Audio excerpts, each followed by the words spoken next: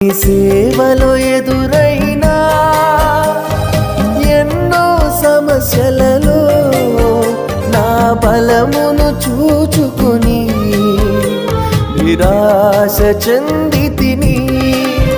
నీ సేవలో ఎదురైనా ఎన్నో సమస్యలలో నా బలమును చూచుకుని నిరాశ చెందితిని. భారమైన ఈ సేవను ఇక చేయలేనని అనుకొనగా, భారమైన ఈ సేవను ఇక చేయలేనని అనుకొనగా, ప్రధాన యాజకుడా యేసు నీ అనుభవాలతో బలపరచితివి. ప్రధాన యాజకుడా యేసు